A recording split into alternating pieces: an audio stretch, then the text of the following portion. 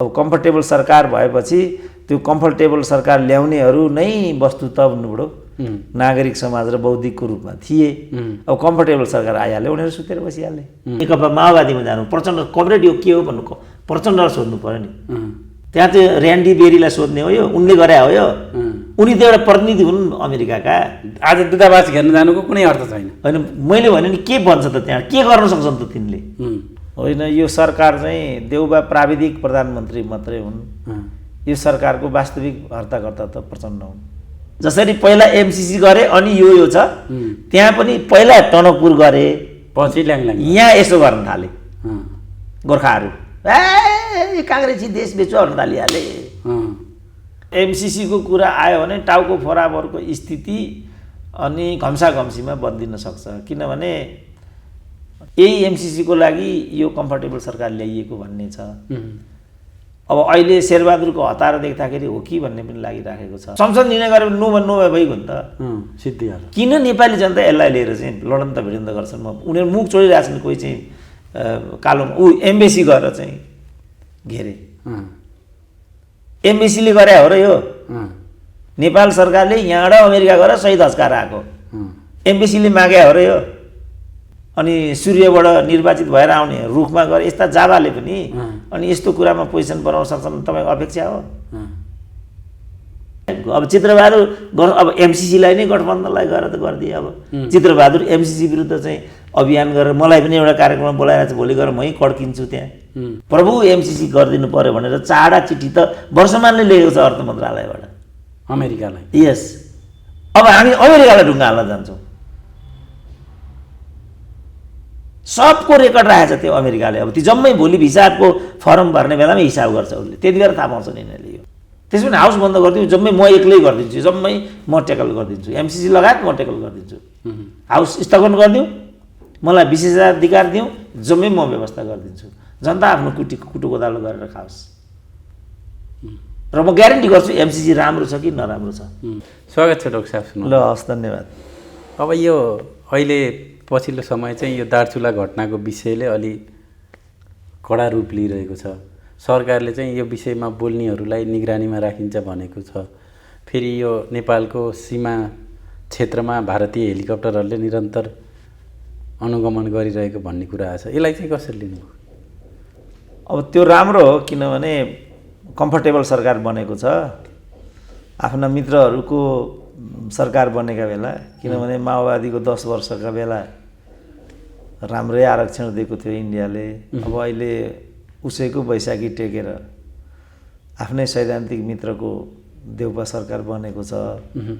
त्यो बेलामा आदान प्रदान यस्तो खालको त मैले देख्दा उनीहरूको नेपाल सरकारको मनोविज्ञान अनुकूल। अब नेपाली जनताले यसलाई कसरी हेर्छन् त्यो चाहिँ जनताको कुरा भयो, प्रतिपक्षले कसरी हेर्छ उसको कुरा भयो। बौद्धिक मिडिया नागरिक समाज त हाम्रो देशमा छँदै छैन, उनीहरू त जय जयकार गर्ने हुन्। उनीहरूकै जय जयकारबाट चाहिँ अहिलेको कम्फर्टेबल सरकार आएको। अब सबै बसेर भोज खायो भने त राम्रो दिन आयो। अब यो एकदम भनेको कम्फर्टेबल सरकारका लागि यो कुनै नौलो कुरा होइन। अनि त्यो त भनेकै थियो त हामी नै यही त पनि कम्फर्टेबलको चाहिँ व्यक्त रूप के हुन्छ त? तिमीले जे गर्न चाहेको त्यो कुरा हुन्छ, हामी त्यसलाई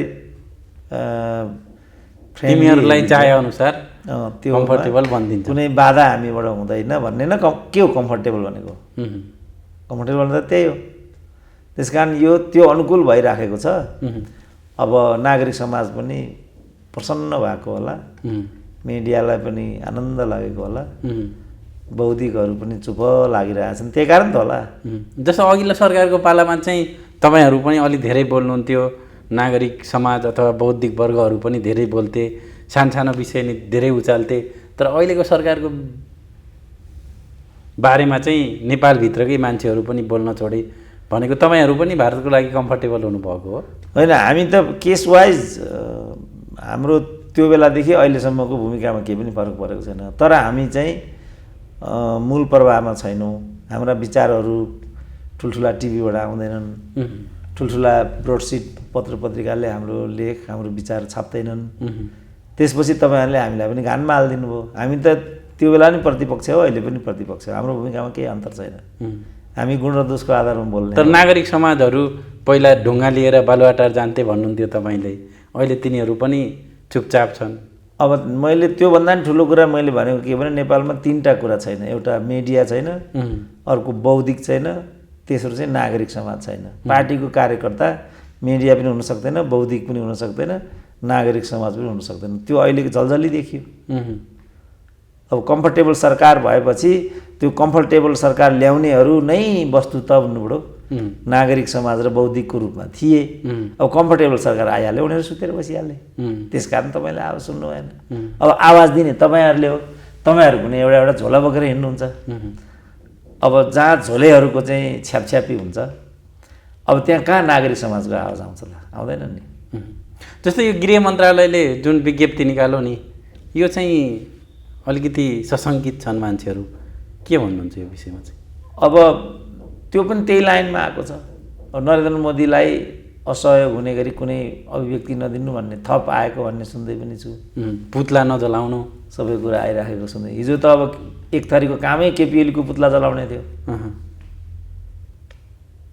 त्यसकारण अब यो कम्फर्टेबल सरकारको वरदान हो, त्यो अनुसार गइराखेको छ। मलाई त एकदम के भन्ने, अब तपाईँलाई नि कम्फर्टेबल फिल भइरहेछ? मलाई चाहिँ अब के भन्ने यसलाई, अब म चाहिँ त्यसैको एउटा यही दिन देख्न थियो भन्ने थियो तपाईँलाई? त्यसैको बाई प्रोडक्ट यस्तै हुन्छ भन्ने हाम्रो हिजोदेखि कुरा थियो। र त्यो जुन द्वन्द्व केपिओलीमाथि जुन प्रतिगमन इत्यादिको आरोप थियो, त्यो मिल्दैन। त्यो सत्यसँग जोडिएर हामीले चाहिँ गुणदोषको आधारमा विषयहरूलाई चाहिँ प्रस्तुत गर्नुपर्छ भन्ने हाम्रो कुरा थियो। जस्तो प्रतिवेदनले, छानबिन प्रतिवेदनले दार्चुला घटनामा एसएसबीलाई दोषी देखायो, तर सरकार चाहिँ त्यो विषयमा मौन रह्यो अहिलेसम्म। अस्ति साउथ इन्डिया ब्लकको प्रेस मिटमा पनि त्यो विषय थाहा छैन भनेर भारतले भन्यो। अब सरकारले अहिलेसम्म भारतलाई जानकारीसम्म पनि अफिसियल रूपमा नगराएको देखियो। अब उहाँको दिल्ली स्थित नेपाली राजदूत के हेरेर बसेका छन् त? त्यसो भने उनको काम हो यो त। जस्तो यहाँ चाहिँ हुम्लामा जे विषय भयो, तुरुन्त यहाँको चाहिने राजदूतले चाहिँ चासो व्यक्त गरिहालेको पाइयो। सानो सानो कुरामा पनि उनीहरूले, जस्तो यहाँ इन्डियन एम्बेसीले पनि प्रतिक्रिया दिए जस्तो लागेको छ मलाई। अब इन्डिया गभर्मेन्टले प्रतिक्रिया दिने अनि साउथ ब्लककोले थाहा नपाउने, यो विरोधाभास भएन आफैमा? अब इन्डियन एम्बेसीले गर्ने, चाइनिज एम्बेसीले गर्ने, दिल्ली स्थित नेपाली दूतावासले चाहिँ फेरि यो सुनेको नसुने जस्तो गर्ने भनेपछि त यो कम्फर्टेबिलिटीको जुन यो बाई प्रोडक्ट हो क्या, यो चाहिँ प्र्याक्टिस त्यो हो। यो चाहिँ यो हेलिकप्टर उडेको विषय छ नि। अब नेपालले जयसिंह धामीलाई खोज्न ड्रोन उडाएर नदीमा चाहिँ हेर्ने भन्दा चाहिँ भारतले आपत्ति जनायो, तर उसले चाहिँ निरन्तर नेपाली आकाशमा बिना अनुमति हेलिकप्टर उडायो भन्ने कुरा छ। यसलाई चाहिँ के भन्नुहुन्छ त? अब यो त हाम्रो जुन एउटा कमजोरी हो, हाम्रो जुन परनिर्भरता हो, त्यसलाई उसले दुरुपयोग गर्यो। हाम्रो कुनै हैसियत छैन। उनीहरूले जे गरे पनि त्यो गरेको गरे हुन्छ। हाम्रा नागरिकहरू मारिए पनि मारेको मारे हुन्छ। जस्तो इटालीमा भारतीय नागरिकहरू यही तरिकाले मारेको रहेछ नि त। 5 करोडको क्लेम गरेको छ उसले त्यहाँ क्षतिपूर्ति। जसरी यहाँ ट्विन काण्डबाट चाहिँ मर्यो हाम्रो नेपाली, विगत समयमा अब गोविन्द गौतमको पनि एसएसबी आफैले गोली चलाएर मारिदिएको छ। त्यो सब कुरामा चाहिँ हामीहरूले आफ्नो पोजिसनै क्लियर गरेका छैनौँ। जसरी अहिले पोजिसन क्लियर गर्नमा आनाकानी गर्छौँ, त्यही क्षेत्रका सांसदले यो दुर्घटना हो, घट्नै होइन भनेका छन् दिलेन्द्र बडुले। अनि त्यस्तो बेलामा जब कुनै दुर्घटनै होइन भनेपछि त्यसमा भारतीय पक्षले हामी नोटिस छैनौँ भन्यो भने मैले त त्यो त्यत्रो विषयवस्तु त हुँदैन। भनेको ढाकछोप गर्न यी नेपालीहरू नै लागि परे। अब दिलेन्द्र बडुको कुरा मान्ने हो नि त, त्यही हो। र सरकार पनि त्यसरी नै आयो नि त। तपाईँले दिलेन्द्र बडु भनेकै सरकार हो नि त। सरकारले सुरुमा नबोल्नु भन्यो यो बारेमा, त्यसपछि आयोग बसायो, त्यसपछि आयोगको रिपोर्ट आउन एकदम आनाकानी भयो, आवाजहरू चाहिँ बढ्दै नै गए। बाध्य भएर उसले एउटा प्रतिवेदन ल्याउनुभन्दा अगाडि चाहिँ 10 लाखको कुरा आयो। अब क्षतिपूर्ति जसले गरेको हो त्यसले दिनुपर्ने हो नि त यो क्षतिपूर्ति त। उहुँ। अब नेपाल सरकार आफै अगाडि सर्यो र उसले के मनसाय राख्यो भने यो विषयलाई अगाडि नबढाउँ, अब मर्ने मरिगयो, हामी चाहिँ जीविकोपार्जनको लागि 10 लाख दिन्छौँ, यसलाई चाहिँ डिसमिस गरौँ भन्ने चाहिँ सरकारी पक्षको आशय देखियो। पैसासँग साटियो। त्यसरी उनीहरूले चाहिँ त्यसलाई, किनभने कमजोर वर्गलाई जहिले पनि यस्तै गरिन्छ। हाम्रो भनाइ चाहिँ के भने यो के चिज हो त्यो त स्पष्ट हुनु पर्यो नि। यदि यो एसएसबीको हरकत हो भने त ऊ दण्डित हुनुपर्छ। हाम्रो भनाइ चाहिँ यो हो। त्यसपछि क्षतिपूर्तिको कुरा आउँछ। होइन भने यो विषयलाई चाहिँ अन्तर्राष्ट्रियकरण गर्नुपर्छ भनेर मैले चाहिँ डे 1 मै आवाज उठाएको हुँ। अब हाम्रो देशका नेताहरू त्यस्तै छन्। जस्तै यो घटनामा चाहिँ विगतमा आफ्नै सरकार हुँदा प्रचण्ड माधव नेपालहरू धेरै राष्ट्रियताका कुरा गर्थे। यो विषयमा चाहिँ ठ्याक्कै तिनीहरूको आवाजै बन्द भयो जस्तो, एउटा पनि आवाज दिएका छैनन्। प्रचण्डहरूको माधव नेपालहरूको पोजिसन के हो त? होइन, उनीहरूले चाहिँ त्यो कम्फर्टेबल हुन् नि त उनीहरू। अब कम्फर्टेबलले त्यसमा प्रतिक्रिया दिने भन्ने कुरै आउँदैन नि। कुनै अर्को यो कम्फर्टेबल लाइनको बौद्धिकलाई यहाँ बोलाउनु भयो भने पनि जे उनीहरू मौनताबाट चाहिँ घटना ढाकछोप गराउन चाहन्छन्, बौद्धिकले पनि त्यही नै भूमिका खेल्छ। दिलेन्द्र बडु त हाम्रो आँखा अगाडि छन्। त्यो क्षेत्रका सांसद हुन् नि दिलेन्द्र बडु। प्रचण्ड त राष्ट्रियताका विषयमा अलि आक्रामक ढङ्गले बोल्ने, विगतमा त्यस्तो खालको आफ्नै सरकार हुँदा पनि केपी ओलीलाई पेल्ने यस्तो देखिएको थियो। अहिले आएर चाहिँ ठ्याक्कै किन बोल्दैनन् त? होइन, त्यो तपाईँहरूको बुझाइमा रहेको कमजोरी। किनभने प्रचण्डले त 10 वर्ष उहीँ बसेर जनयुद्ध गरेका हुन् नि। जुन देशमा बसेर तपाईँले 10 वर्ष चाहिँ जनयुद्ध गर्नुभयो, त्यो देशको विरुद्धमा तपाईँ कसरी जान सक्नुहुन्छ? त्यो सम्भव छैन। त्यो एउटा भ्रम थियो। भ्रमबाट मुक्त भयो हुन्छ नेपाली जनताले। त्यो नै कम्फर्टेबल सरकार हो।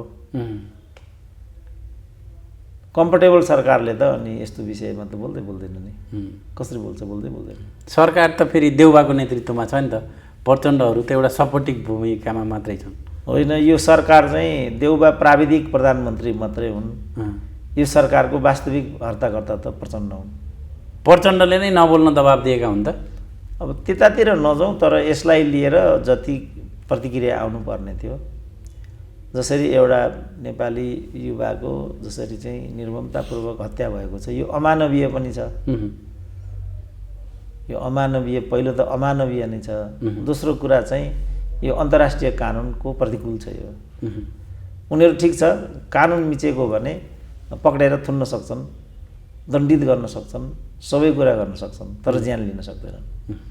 त्यसकारण पहिलो कुरा के भने यो तुइन हो कि होइन भन्ने कुरा प्रष्ट हुनुपर्छ र हामी त्यहाँ उभिनुपर्छ। त्यो त प्रतिवेदनले भनिसक्यो त। जयसिंह धामी अगाडि बढ्दै थिए, उताबाट भारतीय एसएसबीले तुइन काटिदियो भनेर त छानबिन प्रतिवेदनले भनिसक्यो त। त्यसो हो भने हामीलाई नबोल भन्ने होइन, दिलेन्द्र बडुलाई त्यो बोलेकोमा कारबाही गर्नु पर्यो सरकारले। जे पनि गर्न, जे पनि भन्न पाइँदैन। हामीले चाहिँ केही पनि भन्न नपाइने, केही पनि बोल्न नपाइने, अनि उनीहरूले चाहिँ झुटो बोल्दै हिँड्ने, त्यो त मिसलिडिङ भयो नि। यो तुइन काटेर भएको हरकत हो भने अनि यो दुर्घटना मात्रै हो भन्नु त मिसलिड भएन? सोसाइटीलाई मिसलिड सांसद तहको मान्छेले गर्ने हो भने अरूले के मात्रै गर्दैनन् भोलि? त्यसकारण यस्ता कुराहरूमा चाहिँ राष्ट्र एक स्वरमा बोल्नुपर्छ। मैले भनेको यही हो। कुनै पनि अन्तर्राष्ट्रिय विषयमा हाम्रो मत बाजिनु हुँदैन। त्यो हुने बित्तिकै अब उसले उहीँबाट भनिहाल्यो यो बारेमा हामीलाई कुनै रिपोर्टिङ नै छैन। रिपोर्टिङ किन छैन त भन्दा दिलेन्द्र बडुकै लाइनमा चाहिँ भारतको सरकार छ। त्यो भनेको चाहिँ यो दुर्घटना हो, घटना हो। दुर्घटना त भइरहन्छन्, सबै दुर्घटनामाथि कहाँ खबर गरिन्छ र?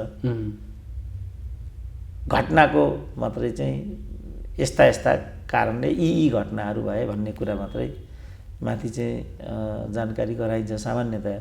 अब दुर्घटना त डेली भइरहेको हुन्छन् होइन, गाडी पल्टिरहेको हुन्छ, मान्छे हताहत भइरहेका हुन्छन्, पहिरो लडिरहेको हुन्छ। त्यसलाई चाहिँ सामान्य, ती त अब सामान्य कुरा भए। त्यसकारण अब हाम्रो देशको अघि पनि कुरा भन्यो, राजदूत छ त्यहाँ, उसले क्लियर बुझ्नुपर्छ। जसरी हुम्लाको कुरा मैले गरेँ, हुम्लाको विषयमा तत्काल चिनिया राजदूतको प्रतिक्रिया आयो यहाँ। त्यसरी हाम्रो राजदूतले पनि उहाँ प्रतिक्रिया दिनुपर्ने नि, यस्तो भएको छ भनेर। अथवा यहाँ परराष्ट्रसँग समन्वय गरेर यो विषय यस्तो चुस्त दुरुस्त त बस्नु पऱ्यो नि त। त्यसकारण मैले हिजै राजदूतहरू नि कम्फर्टेबलै हुन्। त्यो त देखिछ नि, किनभने केपी ओलीको सरकार नाकाबन्दी विरुद्धको जनमत लिएर गएको सरकार थियो। अब राजदूत नाकाबन्दी पक्षधरलाई त्यहाँ बनाएर पठाए, केपी ओलीले नै पठाएको। केपी ओली पनि अहिले सरकारमा छैनन् भन्नु मात्रै, सरकारमा भए यही नै कुरा हो जो अहिलेको कम्फर्टेबलले गरिरहेको छ। त्यस कारण जुन यो मौसमी र नक्कली राष्ट्रवादको नारा लगायौँ हामीले, त्यसको घानमा आज सर्वसाधारण पर्यो। केपी ओलीको नि पोजिसन यही हुन्थ्यो? मलाई त लाग्दैन योभन्दा अर्को हुन्छ। केपी ओली नि बोल्न सक्थ्यो जस्तो तपाईँलाई मलाई त लाग्दैन, किनभने यिनीहरू एउटै ड्याङ्का मुलाउन् भनिरहन्छु म। केपी ओली त राष्ट्रियताको विषयमा अहिले बाहिर पनि चर्को कुरा गरेछन्, त्यति बेला पनि संसदमा पनि सत्यमेव जयते कि सिंहमेव जयते भनेर भारतलाई सोध्नेवाला छु भन्थे। अब सुनिन्थ्यो नाकाबन्दीको बेला पनि हामी स्वयं त्यसकारण केपी ओलीको पोजिसन ठिक छ भन्नेमा थियौँ। त्यसपछि जे एक्सनहरू भए होइन, जस्तो इपिजीकै प्रश्नमा केही पनि भएन, इपिजीसँग जोडिएकाहरू पुरस्कृत चाहिँ भए, छानबिन प्रतिवेदनसम्म बाहिर आयो, प्रतिवेदनसम्म चाहिँ बुझ्ने कुरा त्यहाँ भएन। त्यसकारण सार रूपमा चाहिँ यिनीहरू एउटै हुन्। कहिलेकाहीँ जस्तो भनौँ न यही चुचे नक्साकै बारेमा पनि होइन, अब त्यो चुचे नक्सा सम्बन्धी जुन पुस्तक हो त्यो जारी हुन नदिने केपी ओली हुन् भनेर अहिले भनिरहेछन् गिरिराज मणिले। त्यस कारणले यिनीहरू मुख्य कुरा चाहिँ के भने मुलुक दरिलो बनाउने, राष्ट्रियता चाहिँ सबल र सजीव बनाउने जे वास्तविक धरातलहरू हुन् ती धरातलहरू निर्माण गरियो कि गरिएन भन्ने कुरा हो। त्यो निर्माण गर्नतिर लाग्यो भने उसको राष्ट्रियता सम्बन्धी एउटा जीवन्त दृष्टिकोण, जस्तो पञ्चायतको राष्ट्रियता, त्यो चाहिँ अन्ध राष्ट्रवाद नै भए तापनि त्यसले के गर्यो भने कल कारखाना, पूर्वाधार, पूर्व पश्चिम राजमार्ग इत्यादिमा उसले आफूलाई खरो उतार्यो। त्यसपछि बिस्तारै भारतसँगको जुन व्यापारिक निर्भरता हो त्यो गर्दै गर्दै गर्दै गर्दै 98%बाट चाहिँ 30%मा ओर्लेको थियो पञ्चायतको 29 वर्षमा। अहिले फेरि अहिलेको 30 वर्षमा 30बाट उक्लेर यो 80%मा पुगिहाल्यो। यो हो नि हाम्रो राष्ट्रियताको कमजोरी त। उसले हाम्रो यो अवस्थालाई हेरेर प्रहार गर्ने हो। अब हामी केही पनि ठुलो कुरा गर्न सक्दैनौँ, किनभने ल्याक्टोजिन त्यहीँबाट आउँछ, मेडिसिन त्यहीँबाट आउँछ, कपडा त्यहीँबाट आउँछ, पेट्रोलियम त्यहीँबाट आउँछ, गाडीको पार्ट पुर्जाहरू त्यहीँबाट आउँछ, गाडी त्यहीँबाट आउँछ। अनि तपाईँले कसरी ठुलो कुरा गर्न सक्नुहुन्छ? नुनदेखि सुनसम्म, नुनदेखि सुन त्यही अहिले त्यहाँका मान्छेको रुवाबासी छ। तुइन त्यसपछि तुइनको सिस्टम नै हटाइदियो उताबाट, यताका मान्छेको रुवाबासी छ। किनभने त्यही आफ्नो सदरमुकाम जान यताबाट साधारण 1-2 घन्टाको फासला छ भनेदेखि नेपाल टु नेपाल जानु पर्यो भने 1-2 दिन लागिदिन्छ। त्यसपछि बाध्य भएर उनीहरू चाहिँ तुइन प्रयोग गर्ने हुन्। त्यो उनीहरूको बाध्यता हो, किनभने आफ्नो देश परनिर्भर छ। तपाईँ सुस्तामै जानुहोस् न, अब सुस्तामा चाहिँ बिचमा नारायणी छ। अब सुस्ताबाट नारायणी आउनु पर्यो भने नाउमा आउँदा 15 मिनट 25 मिनट लाग्छ, जाँदा 28 मिनट लाग्छ। पैसा पनि लाग्छ, समय पनि लाग्छ, असुरक्षा पनि छ होइन। 28 मिनट चाहिँ पानीमा नाउमा तर्नु भनेको त म जस्तो मान्छेको लागि त डर मर्दो नै त्यो यात्रा हो। म जस्तो अनुभव नभएको मान्छेलाई त गयो भने त गइ पनि हाल्यो। त्यसकारण नेपालीहरू के गर्छन् भनेदेखि उनीहरू नेपालतिर आउनुको सट्टा इन्डियातिर चाहिँ नुन, तपाईँले भने जस्तो नुन पनि सुन पनि, सानो एउटा केरा ल्याउनु पर्यो, सानो एउटा साबुन ल्याउनु पऱ्यो भने पनि। जस्तो अस्ति एउटा लेखिरहेको थियो नि एउटा साथीले पत्रिकामा, अब विराटनगरबाट चाहिँ जोगमनी जानु पऱ्यो भने त्यही चिनी नेपालमा किन्नु पऱ्यो भने चाहिँ प्रति केजी 80 रुपियाँ पर्दो रहेछ। त्यही चिनी इन्डियामा किन्नु पऱ्यो भने चाहिँ 64 रुपियाँ पर्दो रहेछ। तपाईँलाई थाहा छ हामी कसरी चाहिँ सीमापारीका वस्तुहरू दसैँ तिहार यस्तोमा हामी हामी हामी आफूलाई देखिरहेछौँ। यो कारणले हामी परनिर्भर भएका छौँ र उसलाई थाहा छ हाम्रो यो व्यवस्था। जस्तो अब ऊ झलनाथे भएको उपचार गरेर आए, मै तीबाट अपरेसन गराएर आउँछु, सबै राष्ट्रपतिको उपचार तीबाट भएको हो। हामीसँग केही छैन। के छ त लु, को के गराउँछ त्यहाँ? कोही काहीँ पनि हाम्रो प्राथमिक फेरि जुन खर्च यहाँ हो अलमोस्ट यही खर्च त्यहाँ हो। खालि जाने आउने पनि तपाईँलाई अनुभव छ कि छैन, यहाँबाट नेपालगञ्जको फ्लाइटभन्दा दिल्लीको फ्लाइट समय पनि थोरो पैसा पनि थोरो। यहाँबाट मलाई लाग्छ महेन्द्रनगर त अहिले जहाज पनि छैन होला, धनगढीको 10,000 हुन्छ धनगढीको।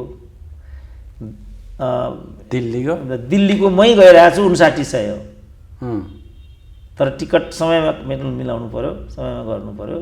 म यहीँ प्रत्यक्ष अब समय पनि यहाँ 1 घन्टा लाग्छ भने यहाँ 1 घन्टा 1.5 घन्टा लाग्छ भने त्यहाँ चाहिँ 1.25 घन्टामा उहीँ पुगिदिन्छ। ठुलो जहाज हुन्छ उहाँको।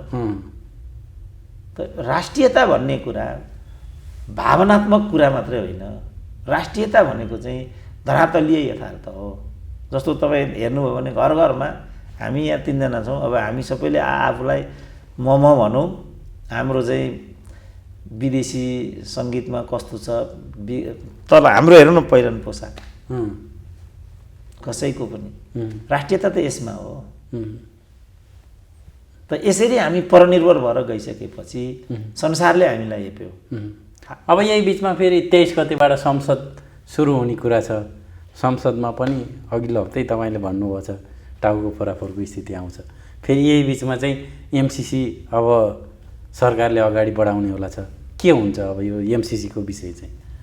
अब एमसिसीको कुरा आयो भने टाउको फराफरको स्थिति अनि घम्साघम्सीमा बदलिन सक्छ। किनभने यो एमसिसीमा अब भनौँ न प्रमुख प्रतिपक्ष र सरकार एक ठाउँमा उभिने स्थिति बन्यो भने परिस्थिति बदलिने भयो। अब छिनछिनमा परिस्थिति बदलिँदैछन् नेपालको राजनीति। किनभने अवसरवाद हावी छ नेपालको राजनीतिमा। यही एमसिसीको लागि यो कम्फर्टेबल सरकार ल्याइएको भन्ने छ।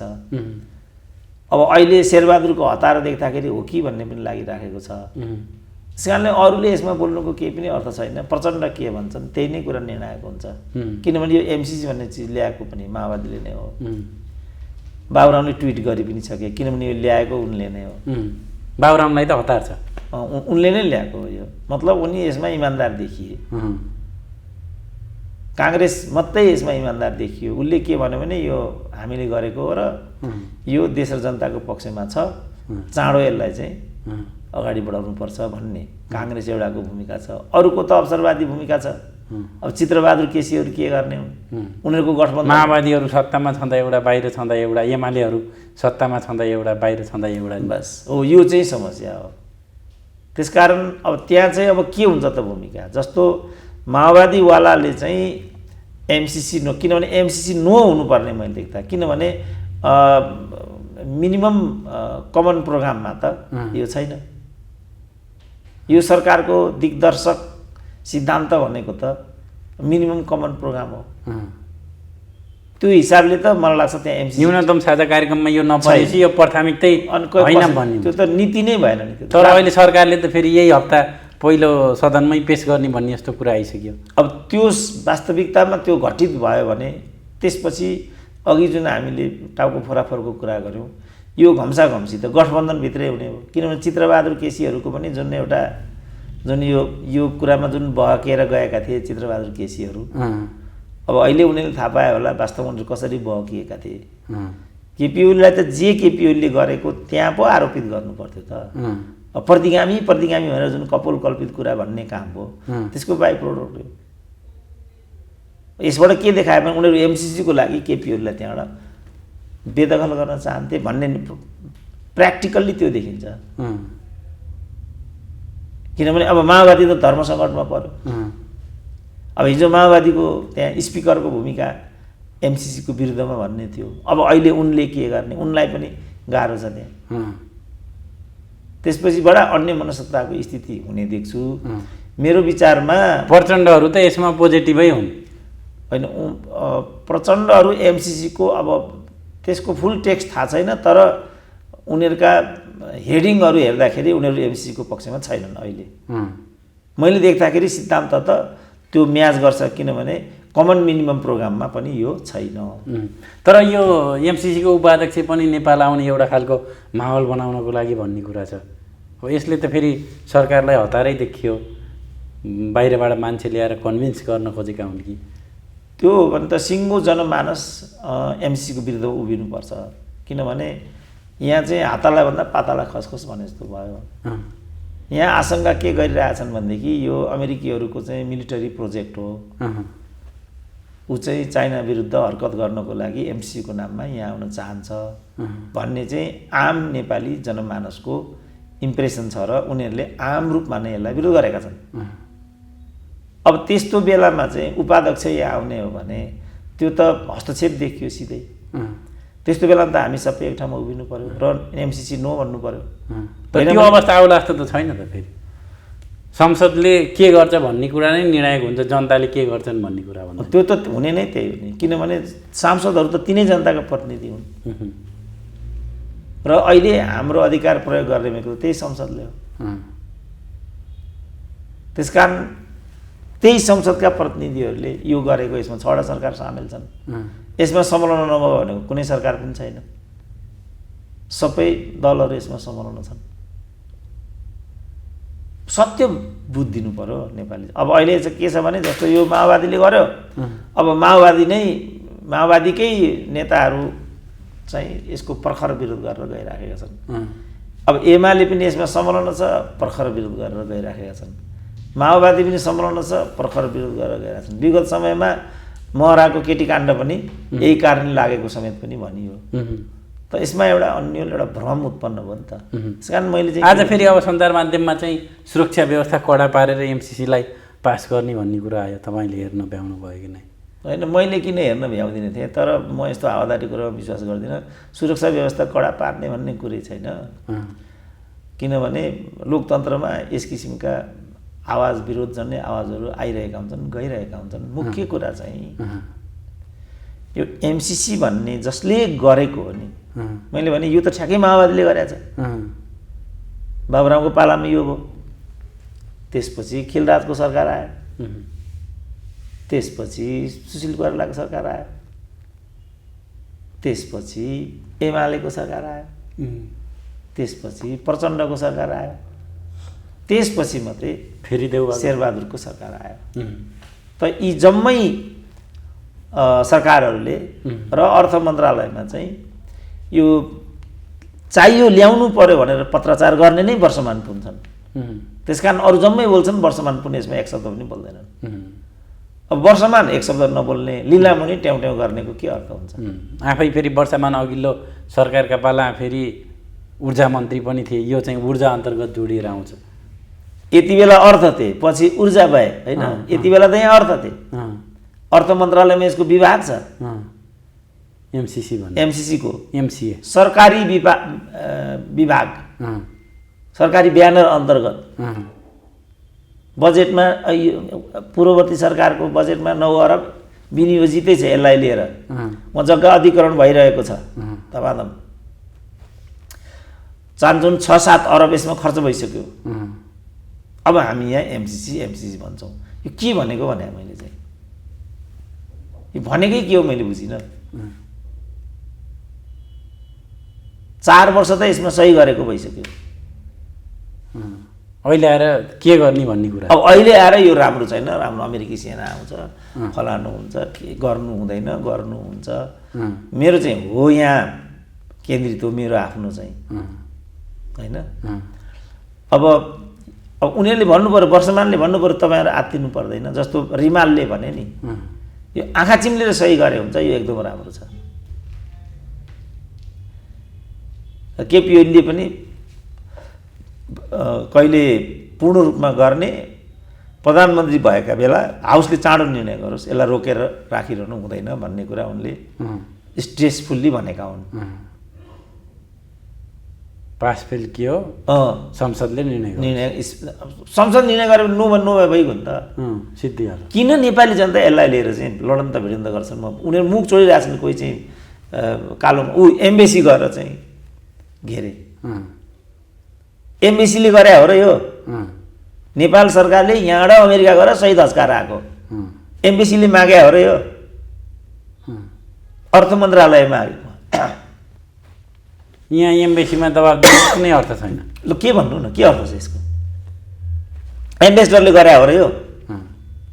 अमेरिका सरकारले गरेको। र किन गरेको भने यिनीहरूले हजुर गरिदेऊ भनेर यिनीहरूले मागेको हुनाले 4वटा त चिठी छन् भन्ने छ त्यहाँ अर्थ मन्त्रालयमा। अब उपाध्यक्ष आएसीको माहौल चाहिँ के हुन्छ त ठ्याक्कै? अब उपाध्यक्ष मलाई यो कामले उपाध्यक्ष आए जस्तो लाग्दैन, आउनु पर्दैन क्या उपाध्यक्ष यसलाई। तर एमसिसीकै उपाध्यक्ष र अर्को एकजना आउँदैछन् त एमसिसीको उपाध्यक्षले चाहिँ हिँड्नै नपाउने त उही म राजीव राइदियो भने जस्तो उहाँ घरबारी आज हो कि भोलि लिलाम हुने भएको छ कृषि विकास ब्याङ्कमा, अनि मलाई चाहिँ रहले उपचार गरे। नेपालीको त यस्तो छ नि त बुद्धि त, आफ्नो कामले आएको होला अरू कामले आएको होला, आउनै पाइँदैन। ठ्याक्कै यही बेला चाहिँ किन आउनु पर्यो? होइन त्यस्तो पर्दैन त संयोग, परिस्थिति हो यो। होइन त्यस्तो पर्दैन ल भन्नु त तपाईँ होइन यो हो कि होइन त? होइन अहिले बाहिर जुन कुराहरू आइरहेछन् त्यो हिसाबले यो ठ्याक्कै त्यस्तो परेको हो कि त्यसैको लबिङको लागि हो त? होइन त्यसको लागि यो गरिरहनु पर्छ भन्ने मलाई लाग्दैन। यदि हो भने त हामी सिङ्गो नेपालीहरू यसमा चाहिँ विरुद्धमा उत्रिन बाध्य हुन्छौँ, किनभने त्यो त देखिन्छ त। अब संविधान जारी गर्ने बेला नि भारतीय के थिए त्यति बेला? विदेश मन्त्री आए, विदेश सचिव थिए एस जयशङ्कर आए, अहिले विदेश मन्त्री छन्। त्यति बेला त विदेश सचिव थिए। ल ठिक छ, त्यो माहौल बनाउन ठिक छ। तातो पानी तपाईँले आफै बोलीमा आफै फस्नुभयो, तातो पानी लाग्यो त? माहौल त फेल भयो, तर माहौल बनाउन अहिले पनि आउला माहौलले फेल होला त के फरक पर्ला? आउनै नदिने भन्ने कुरा हुँदैन होइन। मेरो भनाइ चाहिँ के भने यो उनले यो प्रकारले लबी गर्ने यो कुरै छैन, किनभने हाउसमा टेबल गर्ने हो, पूर्ण बहुमत शेरबहादुरको छ होइन। सांसदहरू किनबेचको माहौल हुने हो कि? अब किनबेच गरेर पार्टी त फुटाउनु हुन्छ भनेदेखि जाब एउटा प्रोजेक्टमा के कुरा भयो त? तपाईँ पार्टी फुटाउनु जब अपराध गरिसक्नुभयो र त्यसमा गौरव तपाईँको छ चरित्र, तपाईँको लेभल छ अहिले आएर, नेपाली नेताहरूको लेभल छ अहिले आएर। त्यो पार्टीबाट चाहिँ नेता हुने, ऊ पार्टीलाई प्रधानमन्त्री बनाउने, अनि खुल्लम खुल्ला चाहिँ फुटेको कुरालाई चाहिँ वैधानिकता दिलाउने, अनि सूर्यबाट निर्वाचित भएर आउने रुखमा गएर यस्ता जाबाले पनि अनि यस्तो कुरामा पोजिसन बनाउन सक्छन् तपाईँको अपेक्षा हो? बिग्ने सम्भावना छ होइन। यी त बिकाउ माल्नु तपाईँ ए बाबा देखिरहनु भएको छ त तपाईँ। शेरबहादुरलाई सरकारमा बस्ने म्यान्डेट हो त? 60वटा सिटले प्रधानमन्त्री भइन्छ। अब एमालेका जुन 22-25जना सांसदहरू हुन् जे गर्दैछन् त्यो गर्न पाइन्छ? समर्थन त जुट हो त। लोकतान्त्रिक अभ्यास भएको मुलुकमा बहुमत पक्षले त शेरबहादुरलाई समर्थन गरे। अब अर्को दललाई राखेर भएको समर्थन पनि समर्थन हुन्छ त भने।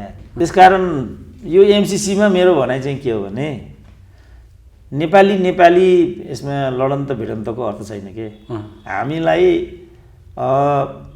प्रतिनिधित्व गर्ने गरी हामीले तलब भत्ता खुवाएर त्यहाँ सांसदहरू पठाएका छौँ, हामी भोगभोगेकै छौँ, हामी चाहिँ कोभिडबाट पीडित छौँ, हामी बेरोजगार छौँ, हामीलाई शिक्षा छैन, हामीलाई स्वास्थ्य छैन। अब दुःख गरेर चाहिँ महाकाली तर्न खोज्यो, तुइन काटेर खोलामा बगालिन्छ, धकेलिदिइन्छ, हामी यो अवस्थामा छौँ। अब एमसिसीलाई लिएर पनि फेरि हामीले लड्ने भिड्ने हो भने त्यो हाउसको के काम भयो त? अनि जस्तो यसमा त अब राष्ट्रियता जोडिएको छ, भोलि गएर देश नै के हुन्छ भन्ने स्थिति यहाँ एमसिसीले पुऱ्याउँछ भन्ने कुराहरू आएका छन् नि त। यसरी नै विगतका जति पनि सन्धि सम्झौताहरू हुन्, तपाईँले भने जस्तै कुरा भनियो तर रोकिएनन् नि। टनकपुरमा त्यही भनियो, रोकियो त। महाकालीमा त्यही भनियो, रोकियो। अप्पर कर्णालीमा त डेलिगेसन लिएर मै प्रचण्ड प्रधानमन्त्री हुँदा गएँ, रोकियो त। अरुण 3 रोकियो त। के भनेको यो तपाईँहरू यो सोध्नका लागि सोध्नुहुन्छ कि बुझेरै सोध्नुहुन्छ कि भ्रमवश सोध्नुहुन्छ? मलाई यति चाहिँ भनिदिनु त आज पत्रकारजी। जनताहरूले त्यही भने हो नि त, जनताहरू अहिले सडकमा छन्। त्यसो भने यिनीहरूलाई भोट हाल्नु भएन नि त? जनता भने के हो फेरि? त्यही जनताले भोट हालेर यिनीहरूलाई यहाँ पठाएको होइन? त्यही भोट हालेकाले राष्ट्रघात गर्न लाग्यो भने किन हालेको त राष्ट्रघातीलाई भोट? हिजो अस्ति उपनिर्वाचन भयो, यो लोकन ठाउँ स्वास्नी नगर्न भाइ भने काँसको लुहा त ती लगाएर हालिदियो त। अनि के हो यो? मैले बुझिनँ। कसैलाई पनि माफ दिने स्थिति छैन अब। त्यस कारण मैले भने सत्य बाहिर ल्याउनुपर्छ। अहिले यति हो गर्ने, यो एमसिसी माओवादीले गरेको। त्यति बेला प्रधानमन्त्री बाबुराम थिए, अर्थमन्त्री वर्षमान थिए। अब ढुङ्गो बोल्दा वर्षमान एक शब्द बोल्दैन। तपाईँ हामी ट्याउँ आएर एमसिसी चित्रबहादुर केसी टाइपको। अब चित्रबहादुर अब एमसिसीलाई नै गठबन्धनलाई गरेर त गरिदिए। अब चित्रबहादुर एमसिसी विरुद्ध चाहिँ अभियान गरेर मलाई पनि एउटा कार्यक्रममा बोलाइरहेको छ, भोलि गएर मै कड्किन्छु त्यहाँ यसबाट समाधान हुन्छ त भनेको मैले। चित्रबहादुर गठबन्धन चाहिँ एमसिसी वाला खोज्दै आउँछन्, आफू चाहिँ विरोधमा हिँड्छ। अनि यसको के अर्थ बन्छ त भनेको मैले, हो यो प्रवृत्ति समस्या हो, यो प्रवृत्तिलाई हामीले दुरुत्साहन गर्नु पर्यो, यो ठगी हो। यस्तै खालका ठगहरूले गर्दा आज हामीले यो दिन देख्नु पर्यो, बिहोर्नु पर्यो, यो भनिदिनु पर्यो क्या कसैले चाहिँ। मैले चाहिँ त्यहाँ मात्रै आफूलाई उभिएको छु, यो एमसिसी गर्नुहुन्छ कि हुँदैन, यो राष्ट्रहितमा हुन्छ कि यो राष्ट्रघातमा छ कि। 4 वर्ष भइसक्यो बाबा यो सन्धिमा हस्ताक्षर गरेको।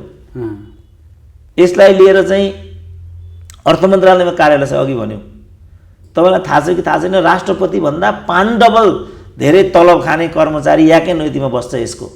5 लाखभन्दा बढी तलब होला त्यसको। एमसिए नेपाल 6 अरबभन्दा बढी त्यसमा खर्च भइ नै सक्यो। र यो चोटिको बजेटमै अघि पनि भने 9 अरब चाहिँ विनियोजित नै छ। तपाईँ अब एमसिसी हुन्छ कि हुँदैन भन्नुहुन्छ यार। प्रभु एमसिसी गरिदिनु पर्यो भनेर चाडा चिठी त वर्षमानले लेखेको छ अर्थ मन्त्रालयबाट अमेरिकालाई। यस, अब हामी अमेरिकालाई ढुङ्गा हाल्न जान्छौँ। सबको रेकर्ड राखेको छ त्यो अमेरिकाले। अब ती जम्मै भोलि भिसाको फर्म भर्ने बेलामा हिसाब गर्छ उसले, त्यति बेला थाहा पाउँछ नि यिनीहरूले। यो त्यही भनेर अब राष्ट्रियताको विषयमा नबोल्ने त, एमसिसीकै विषयमा बोल्ने हो भने यो राष्ट्रघात कसले गरेको त्यहाँ गएर बोल्नु पर्यो नि, त्यहाँ गएर बोल्ने हो। नेपाली नेतालाई ढुङ्गा हान्नु पर्यो? ढुङ्गा किन हान्नु पर्यो, किन गरेको भाइ भन्नु पर्यो नि। नेकपा माओवादीमा जानु, प्रचण्ड कमरेड यो के हो भन्नु, प्रचण्डलाई सोध्नु पर्यो नि।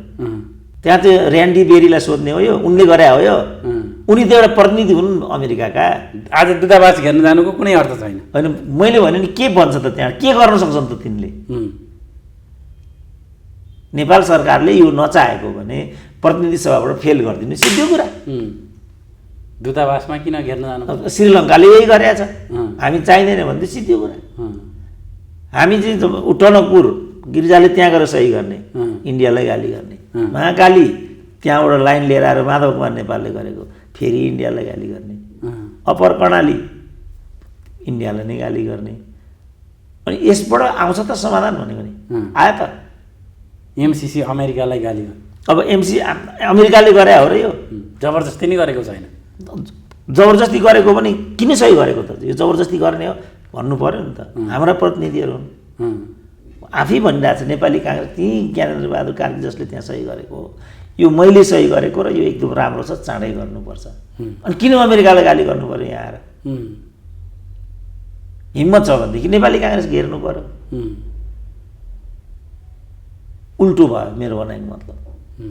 यसबाट नेपालीहरूको इमेज बन्दैन। अन्तर्राष्ट्रिय जुन एउटा दायित्व हो त्यसमा चाहिँ सङ्कुचन आउँछ। नेपालीको केही पनि भर हुँदैन। यिनीहरू एउटा सही गर्छन्, भोलि गरेर यसो गर्छन्, ढुङ्गा हान्छन्, यिनीहरू ढुङ्गे युगका मान्छे हुन् भनिदियो भने सिद्धिएन। त्यस कारण त्यहाँ जाने होइन हामीले, नेकपा एमालेको पार्टी कार्यालय घेर्ने हो, माओवादी घेर्ने हो, नेपाली काङ्ग्रेस घेर्ने हो, अथवा सांसदहरूलाई सोध्ने, नेतालाई सोध्ने। अब जनै सांसदलाई सोधेर साध्य भएर पार्टीका सांसदहरू हुन् तिनीहरू। अब यहाँ त फेरि दलका नेतालाई, समाजवादी जस्ता छन्, यो पार्टीमा गरेर ऊ पार्टी, अब यस्ता भएको हुनाले कसलाई के भन्ने अन्यल त छँदैछ।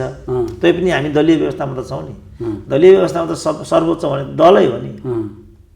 अब यो एमसिसीको हकमा चाहिँ जस्तो कोही पनि बोल्नु पर्दैन। वर्षमानले भन्दै भइगयो नि, तपाईँ धन्दा नमाने हुन्छ, मैले गरेको ठिक छ, राम्रो छ भन्दै भइगयो नि।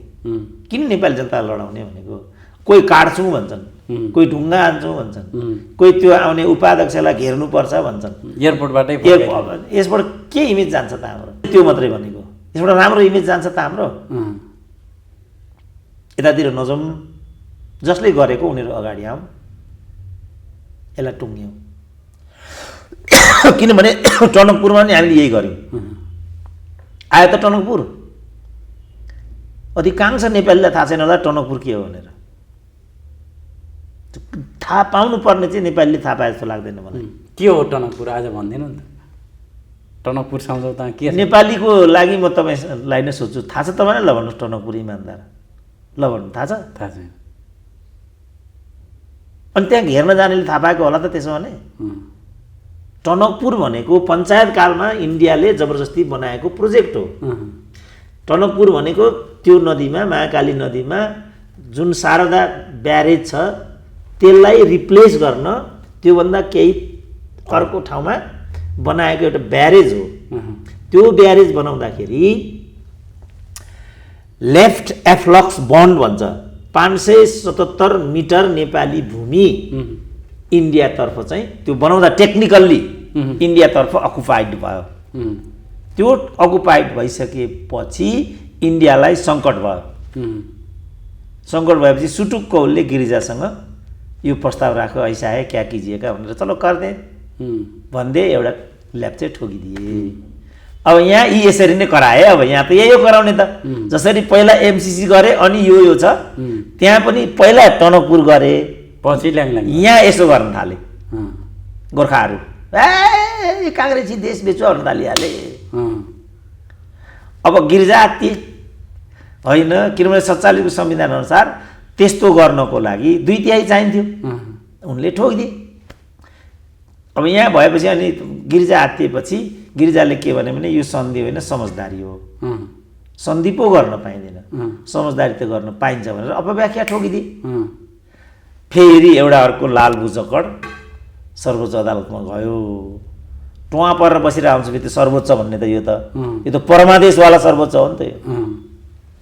त्यहाँ सुनवाई सुरु भएपछि एउटा जिउँदा प्रधान न्यायाधीश थिए विश्वनाथ उपाध्याय भन्ने यो समझदारी होइन सन्धि हो भनेर ठोकिदिए।